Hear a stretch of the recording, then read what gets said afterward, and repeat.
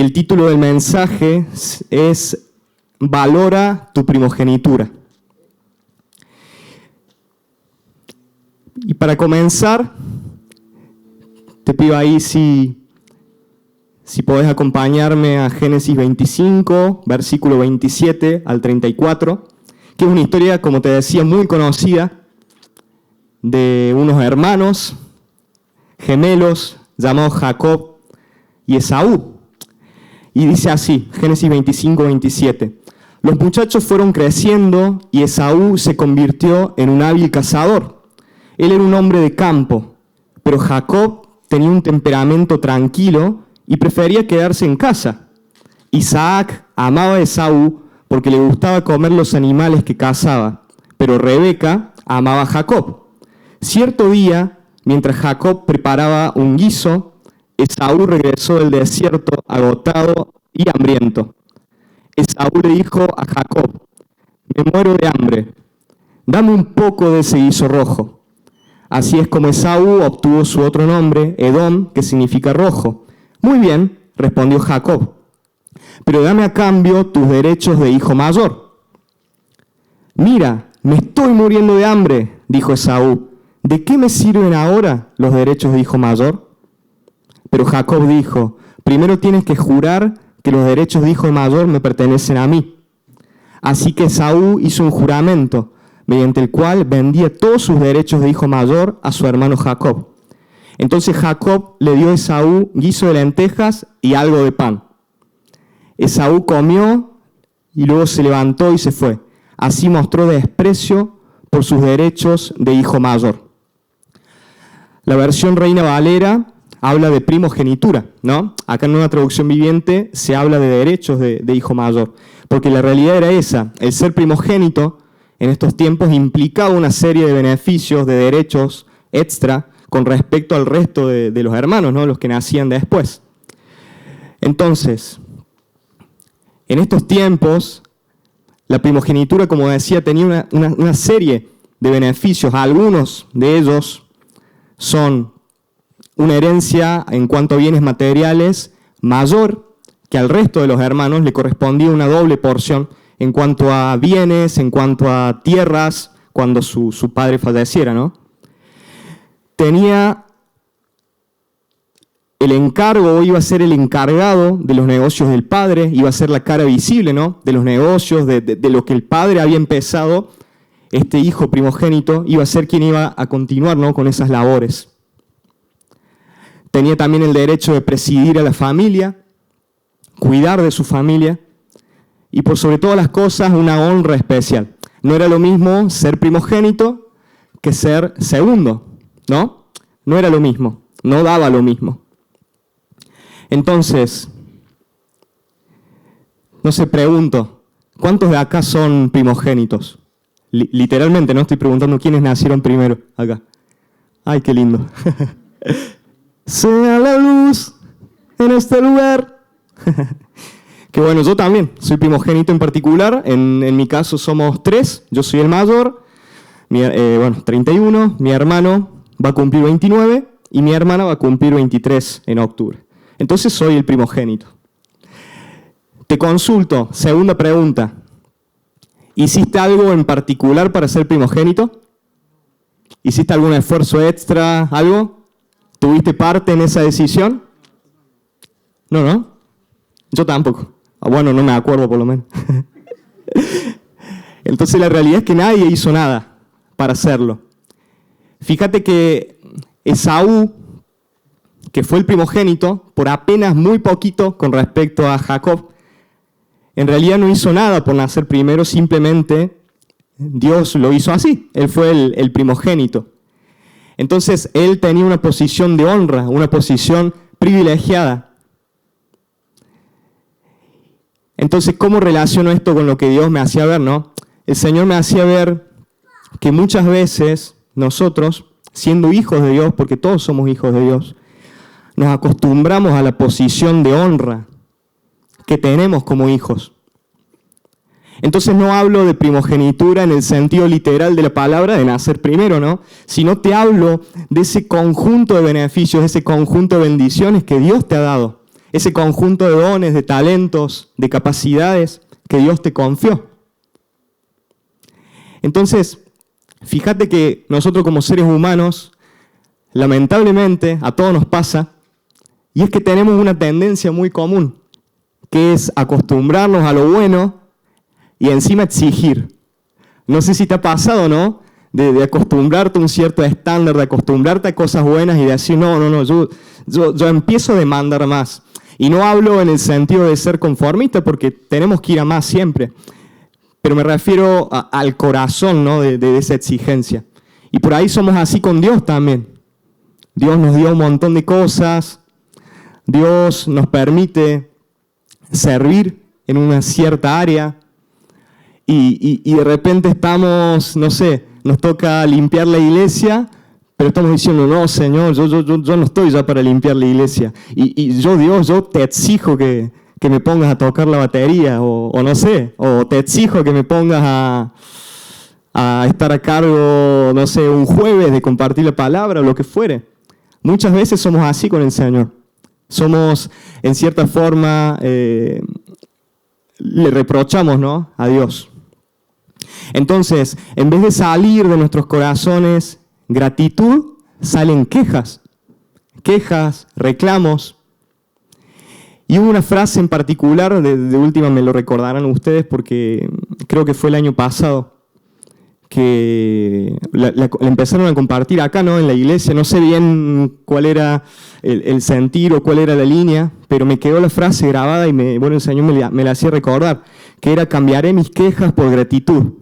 Yo me acuerdo que lo vi compartido por todos lados y es más, se lo confieso, hermano, se lo robé también y lo compartí yo. Pero digo, es una realidad, ¿no? Fíjate que el idioma de la queja es un idioma, y un idioma contrario, un antónimo a la queja, es la gratitud. Entonces, al igual que Saúl, hemos recibido algo muy importante.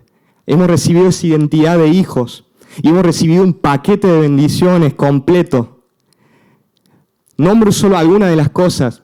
Seguro, si nos ponemos a charlar, se nos vienen decenas de más cosas.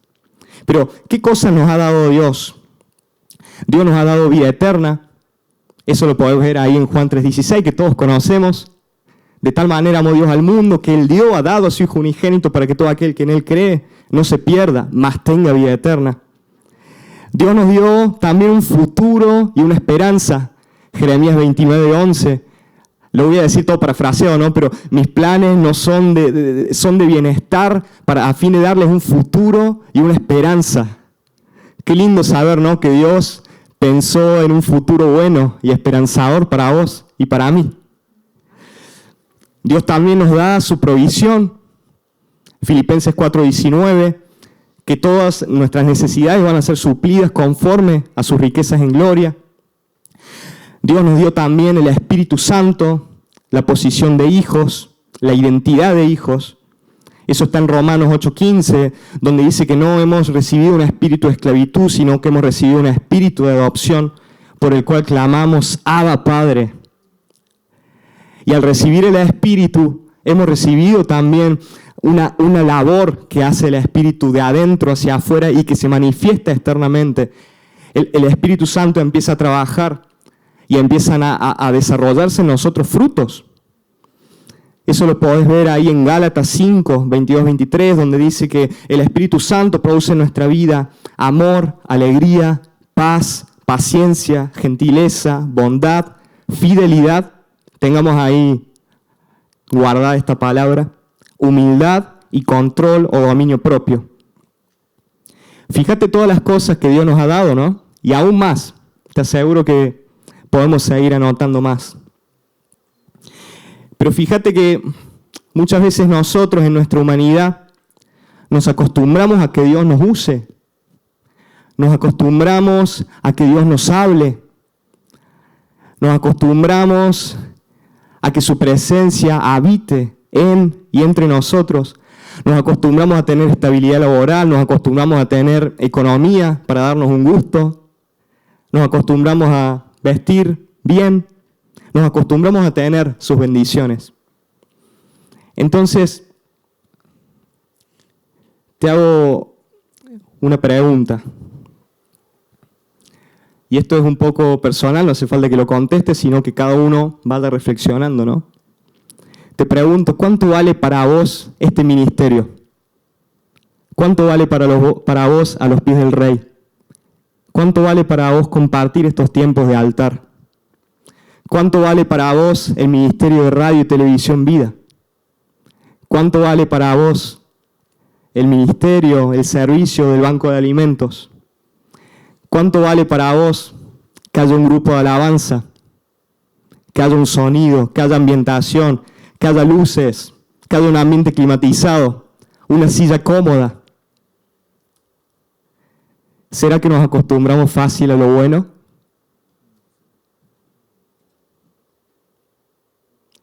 Entonces Dios me hacía ver que muchas veces, como Esaú con su primogenitura, nosotros damos por hechas un montón de cosas y hasta nos creemos merecedores de un montón de cosas.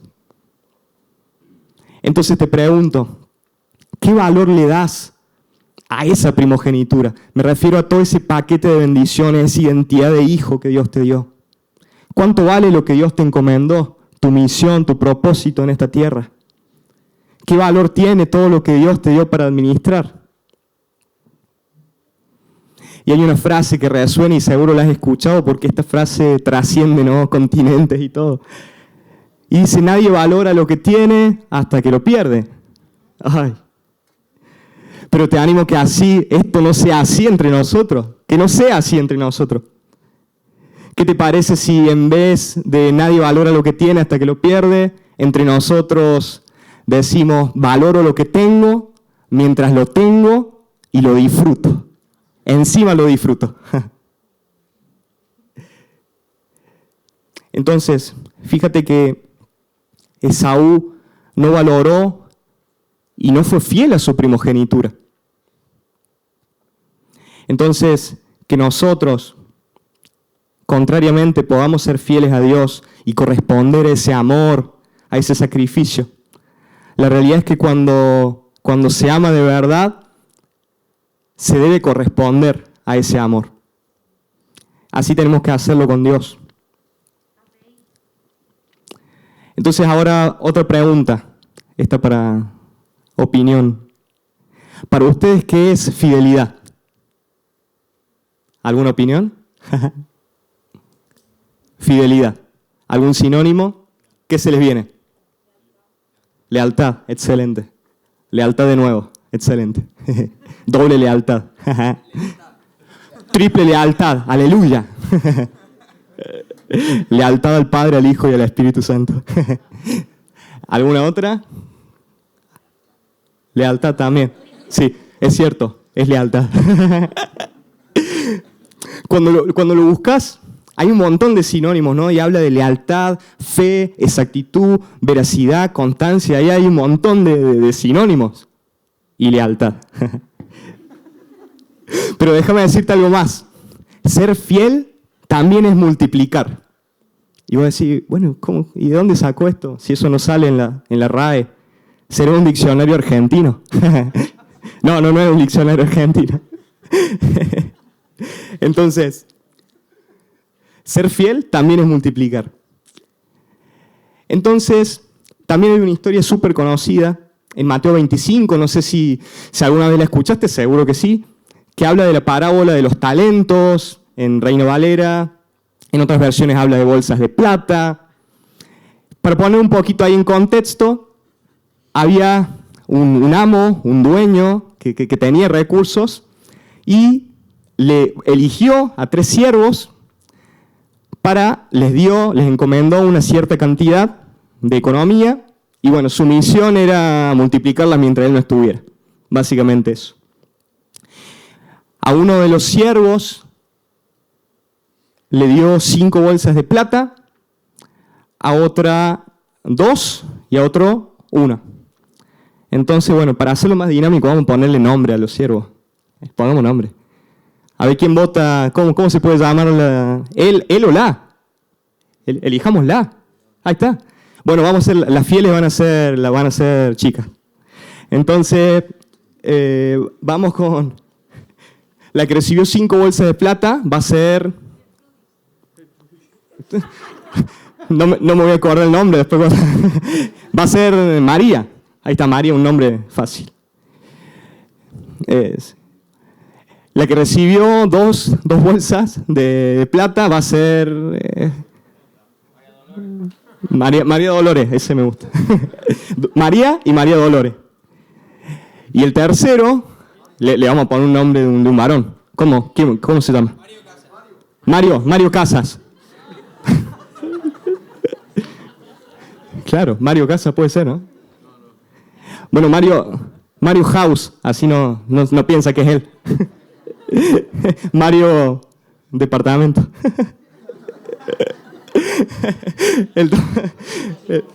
Mario, seguimos con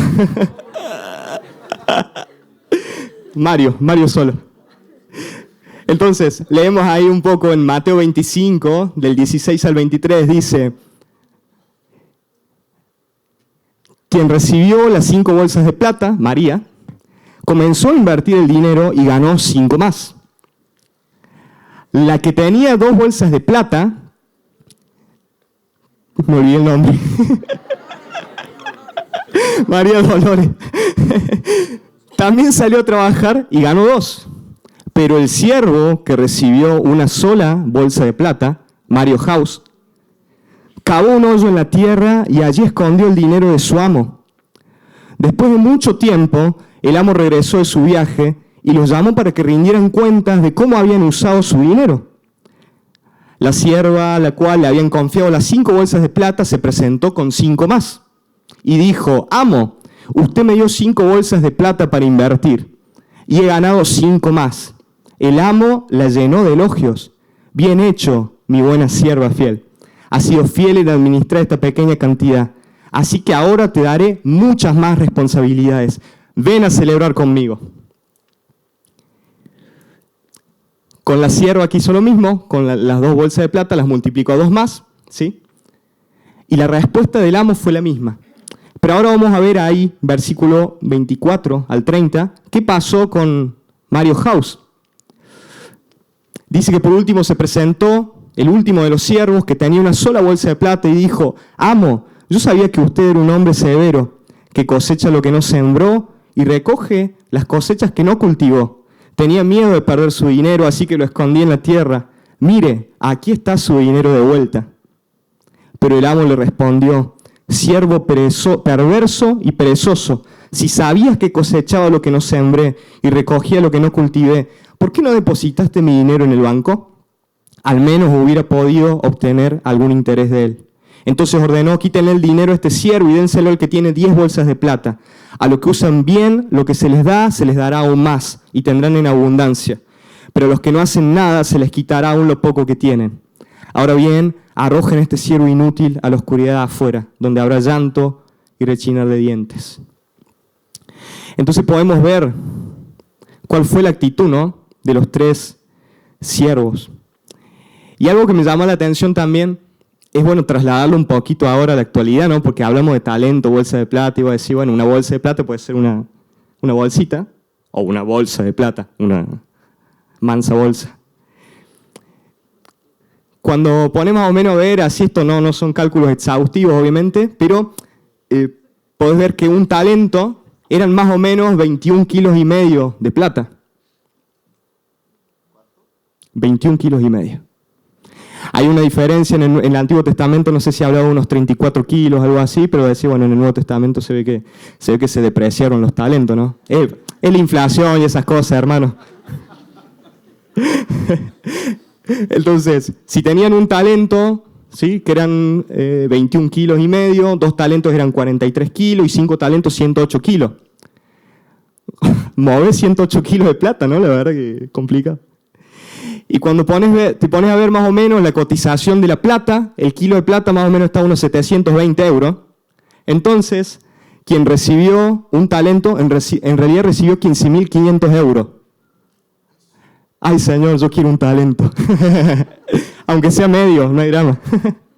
Entonces, 2 talentos eran 31.100 euros y 5 talentos 67.760 euros.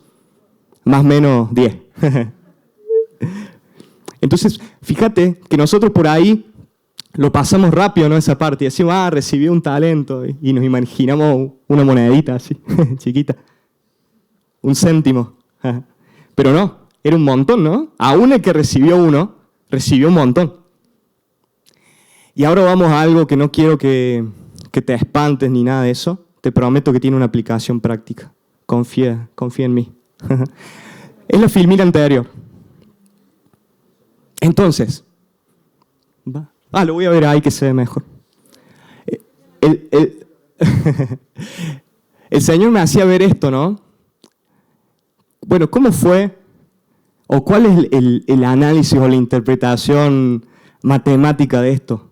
Porque bueno, el Señor por ahí me habla a través de las matemáticas. Que no pase como en Granada.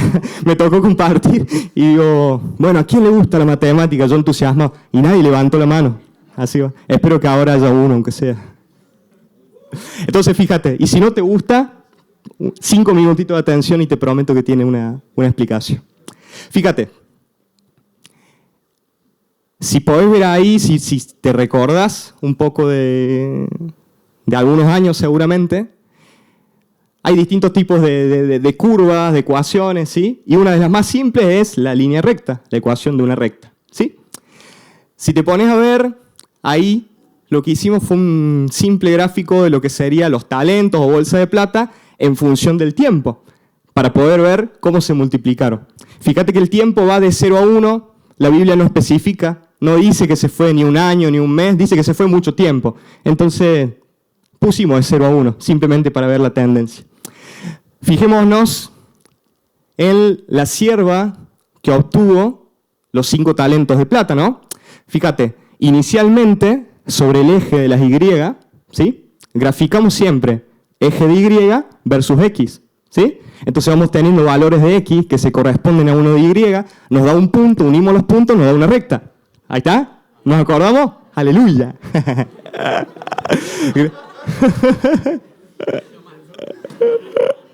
Bien. Entonces, fíjate. Gracias, Señor, por los pares ordenados, por los puntos. Entonces, fíjate. María empezó con 5 talentos. Si en X graficamos tiempo, sobre el eje de las Y estamos en el tiempo inicial. El tiempo igual a 0. Entonces, en el tiempo inicial, María tenía 5 talentos. Fíjate que al cabo del tiempo, todo ese tiempo es el tiempo que el jefe tardó en volver. Lo llevó a 10. ¿Sí? Entonces, si graficas la recta, vas a ver una pendiente o una inclinación positiva. Es decir, que fue en aumento. ¿Sí? ¿Hasta ahí vamos? Pendiente positiva, pendiente negativa, no hay pendiente. ¿Sí?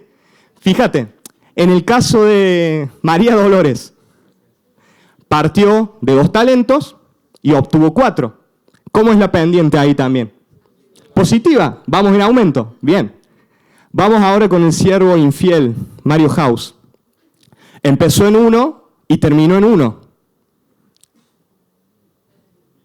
¿Qué pasó ahí? No hay pendiente, literalmente. Positiva, no hay pendiente, negativa. ¿Sí? Cuando vas, lo vas a entender bien, cuando querés subir un cerro, cuando vayan a la caminata, van a decir, eso es pendiente positiva, pastor. Cuando bajen, eso es pendiente negativa, pastor. ¿Sí? Y cuando estén en un valle, no hay pendiente, pastor.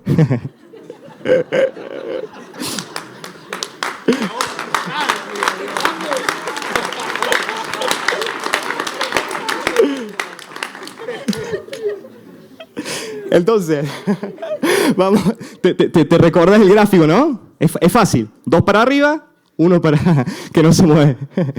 Entonces, cuando vemos la interpretación de este gráfico, la filmina que sigue, es la siguiente. La ecuación de una recta tiene la siguiente forma. Y es igual, el eje vertical, es igual a m, que es una pendiente, por x, que es la variable del eje horizontal, más b. Ya voy a traducir todo esto. Vamos a empezar por b. B es lo que se llama ordenada al origen, que es el punto de corte en el eje de las Y cuando estamos en x igual a 0, es decir, el punto de partida. Fíjate, la ordenada al origen en el caso de todos estos siervos y siervas fueron una bolsa 2 bolsas, 5 bolsas. ¿Se acuerdan? El punto de partida. Bien. Entonces, si te pones a ver, esto depende de Dios. Porque Él es quien confía en lo que tenemos que administrar. ¿Sí? Vamos a X. X es la variable que va en el eje horizontal. Se le llama variable independiente. ¿Y qué graficamos? Talentos en función del tiempo. Entonces, sería el tiempo.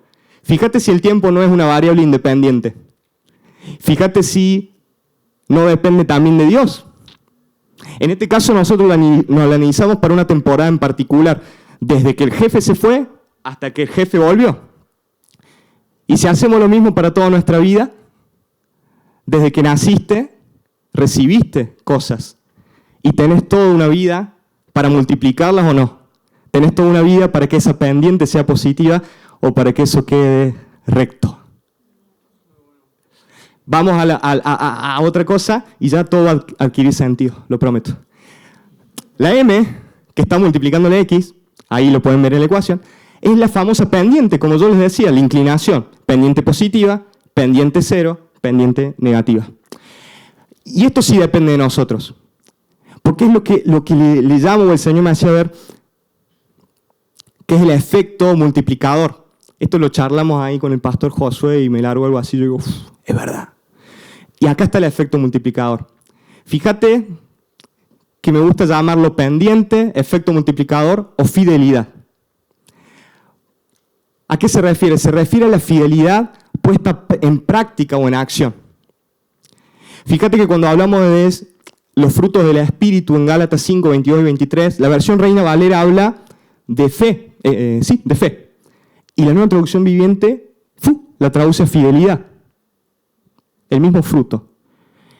Y cuando te pones a ver ahí en el libro de Santiago, dice que la fe sin obras es muerta.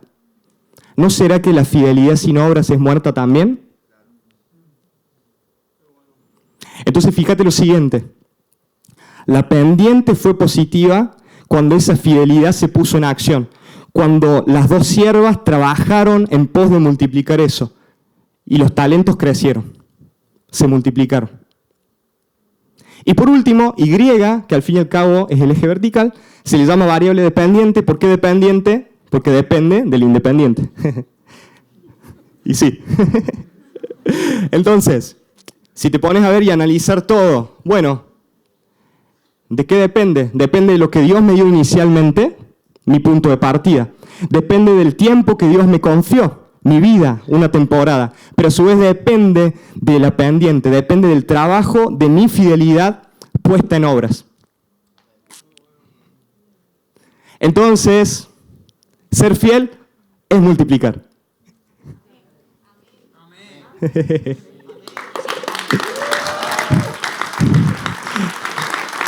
Y aguanten la recta positiva. Así que ya sabes, hermano, hermana, rectas positivas. Y algo súper interesante, y que también es bueno prestarle atención, es que si te fijas, las 2 siervas, María y María Dolores, por fin me lo aprendí los nombres, tuvieron 2 resultados distintos, porque una obtuvo 10, la otra obtuvo 4. Pero fíjate que el amo no se fijó en el número final. Es decir, no se fijó que obtuvo 10, no se fijó que obtuvo 4, sino que miró el factor de multiplicación. Terminó viendo la pendiente. Y fíjate, ¿por qué te digo esto? Porque no miró, y es igual a Dios, ¿no? Dios es así. Dios no mira el resultado final, la cantidad final, sino mira tu esfuerzo, mira tu trabajo por multiplicar lo que Él confió. En otras palabras, Él ve tu fidelidad puesta en obras. Y fíjate, ¿por qué digo que no le importó al amo la cantidad final? Porque si te pones a ver, la respuesta o la recompensa para la que obtuvo 10 y para la que obtuvo 4 es la misma. Bien hecho, mi buen siervo fiel. Has sido fiel en administrar esta pequeña cantidad. Así que ahora te daré muchas más responsabilidades. Ven a celebrar conmigo. Entonces así es Dios con nosotros. Y Dios es el mejor jefe que podés tener. De Dios no pasa las veces que te has esforzado, las veces que has venido de una semana fuerte de trabajar y has decidido servirle a Él, las veces que te has privado de cosas que te gustaban por tener o por pasar tiempo con Dios. Dios no es deudor de nadie. Entonces, ¿qué conclusión podemos sacar de todo este rollo? Es que tenemos que valorar lo que tenemos y ser fieles. ¿Ser fieles en qué sentido? Multiplicar. La fidelidad se ve reflejada en esa multiplicación. Entonces, para ir avanzando un poco y que no se me duerman con las ecuaciones y las líneas rectas, la pregunta es ¿cómo hacemos para multiplicar? ¿Cómo hacemos? Si seguimos en la parábola y prestamos atención al último siervo, fíjense que la respuesta fue decirle a su amo que tuvo miedo y que enterró ese talento, esos 23,5 kilos de plata. Pero en realidad, yo creo que en el fondo no consideró como propio lo que el amo, lo que su jefe le había dado por administrar, y por eso no lo valoró del todo y por eso lo escondió. Entonces, él tenía temor de su amo porque no lo amaba, y al no amarlo, no lo conocía. ¿Y por qué digo esto? Bueno, ahí en 1 Juan 4, 18 y 19 dice, en el amor no hay temor, sino que el perfecto amor echa fuera el temor. Entonces, fíjate, cuando no amás, no conoces, y ante el desconocimiento hay temor. Eso le pasó a este siervo. Entonces, si vos no amás a Dios, no vas a valorar o dar o tener responsabilidad suficiente para lo que Él te encomienda. Entonces, esto es un camino, algo así. Amar a Dios te lleva a conocerlo. Conocerlo te lleva a amarlo más. Amarlo te lleva a amar lo que Él ama, valorar lo que Él valora y multiplicar lo que Él te da. Es ese camino, es ese camino. Cuando amás a Dios, te impulsa a conocerle, y el conocerle, a medida que conozco más a Dios, yo digo, qué imperfecto soy, qué perfecto es Dios. Me impulsa a amarlo más. Y fíjate que por ahí, gracias. Fíjate que por ahí hay personas, y hasta a veces nosotros mismos podemos muchas veces servir por temor al infierno, por temor a las consecuencias, por temor o por decir Dios es un Dios malo y me va a castigar si no vengo al altar. Pero fíjate qué distinto es hacer las cosas por amor. Es la típica forma de hacer las cosas, ¿no? O sea, te podés poner el cinturón de seguridad porque valoras tu vida y sabes que te hace bien. O, opción B, te pones el cinturón de seguridad porque no quiero que me multen. Pero fíjate que Dios nos manda a amarnos unos a otros y Él quiere que seamos sus amigos. En Juan 15, 12 al 17 dice, este es mi mandamiento, ámense unos a otros de la misma manera en que yo los he amado. No hay amor más grande que el dar la vida por los amigos. Ustedes son mis amigos si hacen lo que yo les mando. Ya no los llamo esclavos, porque el amo no confía sus asuntos a los esclavos. Ustedes son ahora mis amigos, porque les he contado todo lo que el Padre me dijo. Y esa es la diferencia entre amo, esclavo y amigo. En la relación, la cercanía. Un esclavo no necesita saber cuáles son las intenciones del corazón de su amo para hacer algo. Simplemente tiene que hacerlo por obediencia o por temor al castigo. Pero cuando sos amigo, tu amigo te hace partícipe de lo que quiere emprender. Y vos conoces el corazón por el cual tu amigo hace lo que hace. Y eso es lo que quiere Dios para nosotros. Quiere que seamos esos amigos cercanos a Él, conocer su corazón. Entonces, el amar a Dios nos lleva a obedecerle nos da una relación de amistad con Él, porque el Señor dice, ustedes son mis amigos y hacen lo que yo les mando. Y el que es amigo conoce el corazón de Dios. Entonces, el catalizador de la multiplicación y la motivación del multiplicar tiene que ser el amor a Dios y el amor a las personas. Y ahora avanzamos un poquito más. La pregunta es, bueno, ¿en qué falló Esaú? Porque pueden ser un montón de cosas, ¿no? Pero yo creo que Esaú, en cierta forma, se acostumbró a ser primogénito.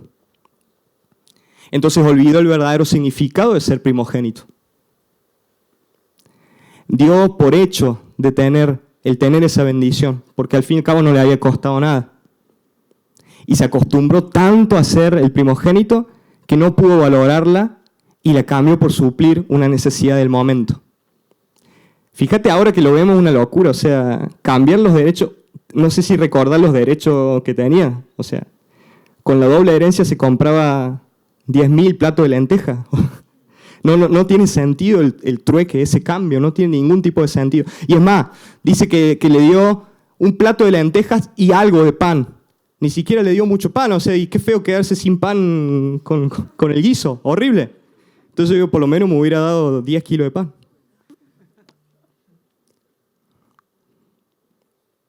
Entonces, ¿cuántas cosas, no? ¿Cuántas uniones de Dios, amistades, matrimonios, noviazgos, cuántos ministerios, cuántos propósitos se destruyeron por elegir un plato de lentejas, por escoger una satisfacción personal e instantánea?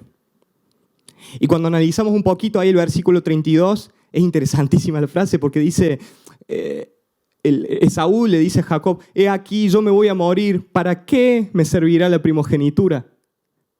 Una locura. La primera parte, una exageración, me voy a morir. Nosotros lo decimos, ¿no? Me voy a morir de hambre. Pero no vamos a morir de hambre. Y la segunda es un desprecio. Ahí te das cuenta, de la abundancia del corazón habla la boca. Y fíjate lo que abundaba en su corazón. ¿De qué me servirá la primogenitura?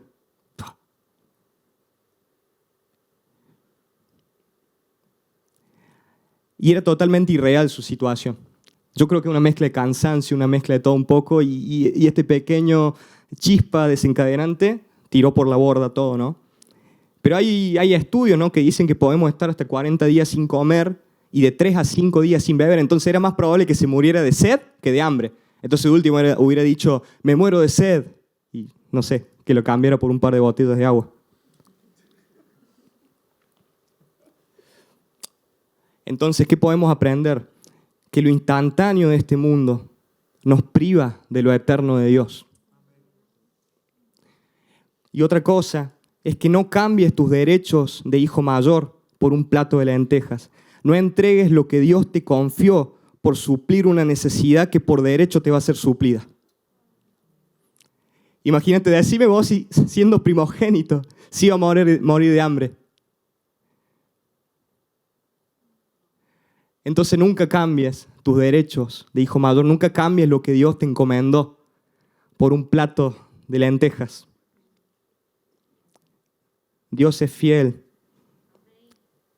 Si vosotros siendo malos padres sabéis dar buenas dádivas, ¿cuánto más nuestro Padre que está en los cielos?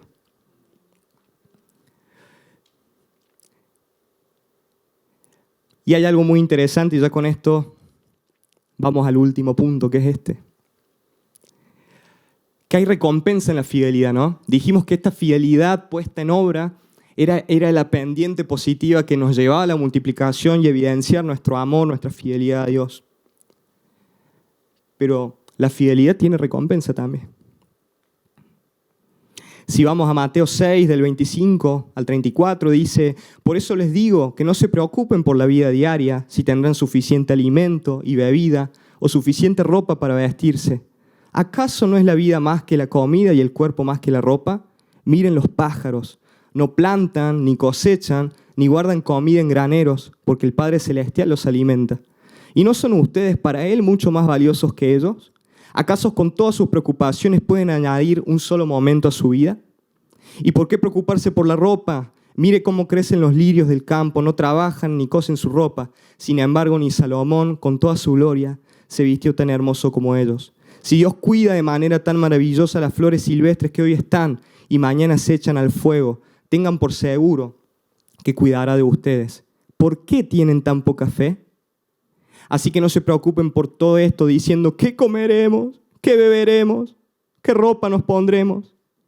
Estas cosas dominan el pensamiento de los incrédulos, pero su Padre Celestial ya conoce todas sus necesidades.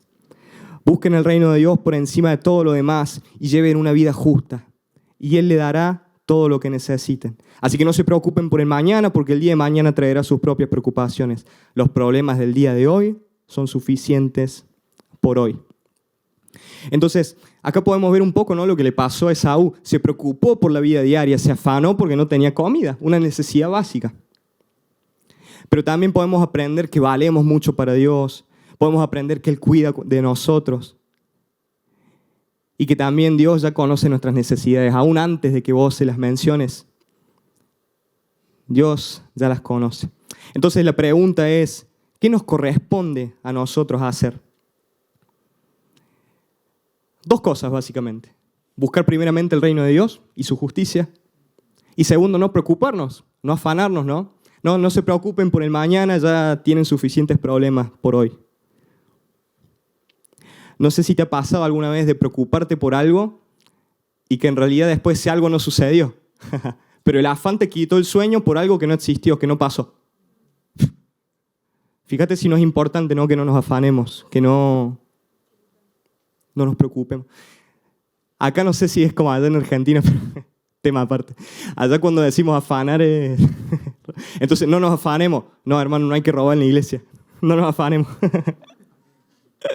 También es doble aplicación, hermano. La espada doble filo tiene.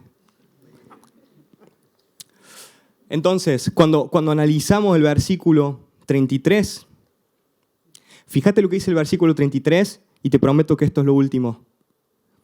Dice el Señor en el Sermón del Monte, ¿no?, que pongamos al reino de Dios por encima de todo lo demás y que todas nuestras necesidades van a ser suplidas.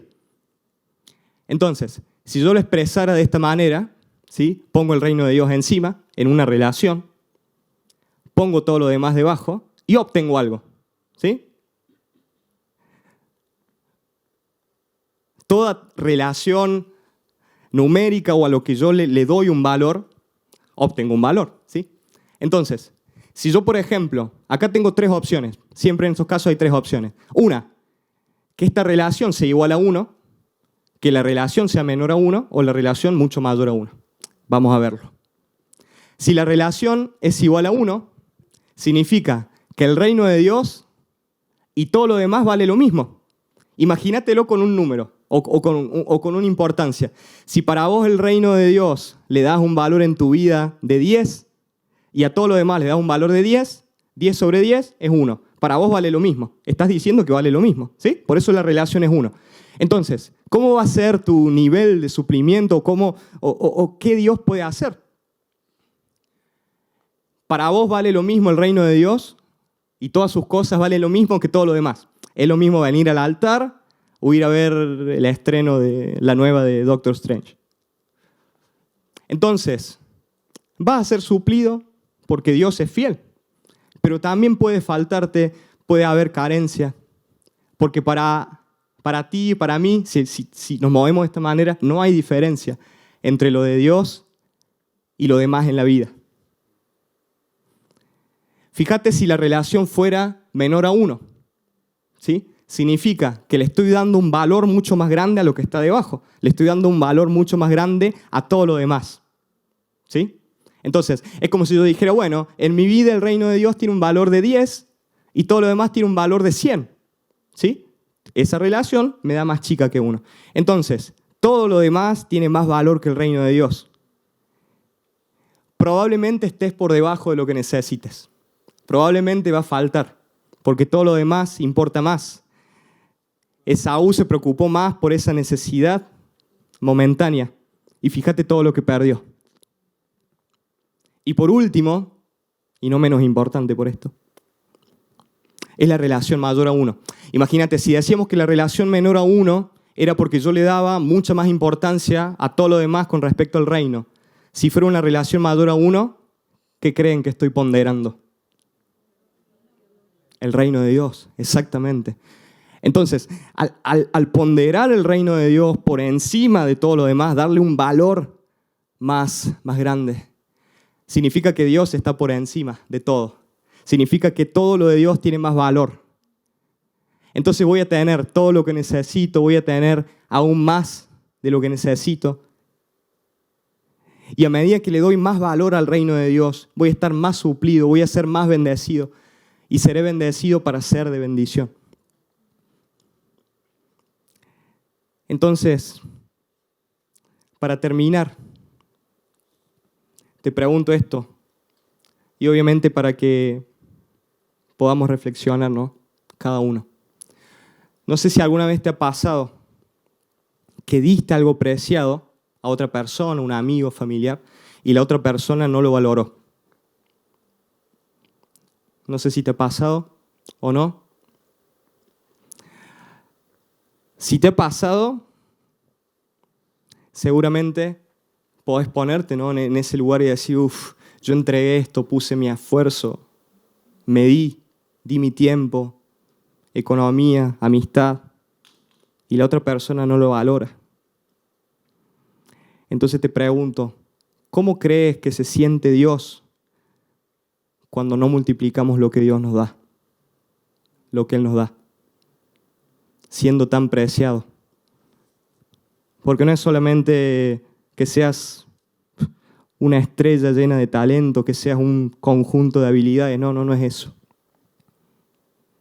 Todo eso que Dios te encomendó valió un sacrificio muy grande. Valió la sangre de Cristo, su sufrimiento. Entonces, ¿qué te animo con esto? No son palabras ni de condenación ni nada de eso, sino un análisis, ¿no?, individual. Que podamos valorar lo que Dios nos dio, lo que Dios nos da, lo que Dios nos va a dar. Y que Él sea el centro de nuestra vida. Si Él es el centro, te aseguro que vas a andar en una relación mayor a uno y no vas a tener que preocuparte por el diario vivir. Así que te animo a que ahí donde estás, si por ahí en la simpleza de estos conceptos, ¿no?, porque son versículos súper conocidos que seguramente escuchaste un montón de veces. Pero si por ahí el Señor te hace ver que hay áreas o hay cosas que no están siendo lo suficientemente valoradas, o hay cosas que están escondidas, ¿no?, como esa bolsa de plata y no están siendo multiplicadas. Entonces, decirle ahí, Señor, ayúdame a darme cuenta, y Señor, perdóname, porque muchas veces somos irresponsables con eso. Y algo a tener en cuenta también es que fíjate que esos dones, esos talentos, esas bolsas de plata, no eran de los siervos, eran de su amo. Y el amo se los confió. Y así es Dios con nosotros. Lo que tenemos, si hay alguna capacidad que podamos tener, ni siquiera es nuestra.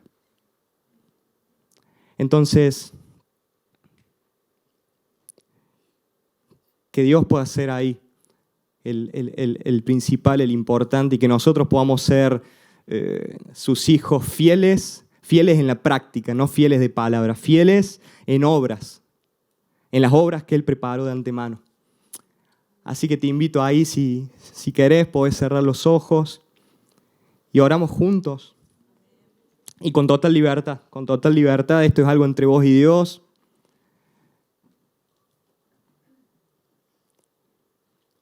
Señor, te damos gracias, Dios, porque tú nos permites disfrutar estos tiempos, Señor. Primero, el tiempo de altar, donde podemos, Señor, ser llenos de ti, Señor, donde podemos entregarte nuestras preocupaciones, nuestras cargas, nuestra alabanza, nuestra adoración, Señor, nuestro tiempo. Te damos gracias, Señor, porque somos privilegiados, Dios, de poder compartir estos tiempos. Y queremos, Señor, aprender a valorar, Señor, estos tiempos, a valorar el ahora, Señor. Al fin y al cabo, Señor, ni siquiera el tiempo es nuestro, Dios. Es el tiempo, Señor, esa variable independiente, que depende solamente de ti, porque eres tú quien determina los tiempos, las temporadas, quien determina cuánto vamos a vivir, Señor. Entonces yo, Señor, quiero aprender a valorar todo lo que me has dado, Señor. No tener en poco ni tu sacrificio, ni tu sangre derramada, Señor. No tener en poco lo que has puesto en nuestros corazones, Señor. Y valorarlo, Señor, valorarlo. Tal vez haya cosas que necesitamos aún desarrollarlas, Señor. O haya talentos, dones, virtudes, Señor, que aún no hemos descubierto. Yo te pido que nos guíes tú, Señor, y que podamos desenterrar esos talentos para ponerlos en obra, Señor, y para ser de bendición, Señor, porque al fin y al cabo el catalizador, Señor, la fuerza impulsora de esta fidelidad, Señor, es el amor hacia ti, el amor hacia las personas, el amor hacia tu obra, Señor, el amor hacia la iglesia.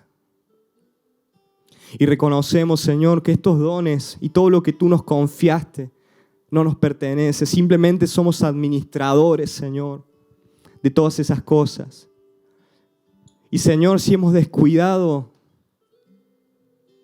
lo que nos has confiado, te pedimos perdón, Señor. Yo te pido perdón por muchas veces posponer cosas que no había que posponer, Señor.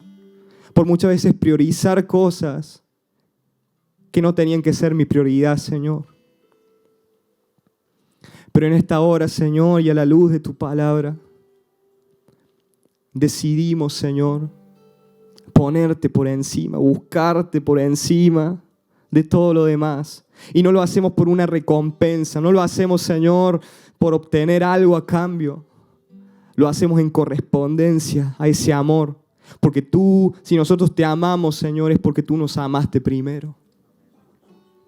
Señor, permitínos esforzarnos en lo que tú tienes para nosotros y ser como esos siervos que multiplicaron lo que tenían para administrar, Señor. Que podamos trabajar y en el transcurso del trabajo ir multiplicando, porque estos siervos ni siquiera sabían cuándo iba a volver su amo. Pero aún así trabajaron en el secreto, trabajaron sin necesidad de ser vistos como trabajaban, porque lo hacían por amor, por honra a ese amo. ¿Cuánto más nosotros para ti, Señor? Para nosotros es una honra todo lo que podemos hacer para ti, Señor. Todo, absolutamente todo, Señor. Que podamos valorar cada área de servicio, que podamos valorar este ministerio, que podamos valorar, Señor, lo que has puesto, la gracia que has puesto en esta casa, que podamos valorar, Señor, lo que has puesto en mi hermano que está al lado, que está detrás, que está al frente, porque por algo somos cuerpo, Señor, por algo hay complemento, porque somos diferentes, Señor, pero así fluye la unidad, Señor, en la diversidad fluye esa unidad, Señor. Yo te adoro, Señor, te exalto. Y que seas tú, Señor, aún en las cosas que tal vez no se pudieron comprender, que seas tú enseñando, que seas tú hablando, que seas tú inquietando. Porque al fin y al cabo la obra es del Espíritu, Señor. Es tu obra, Señor, es tu obra.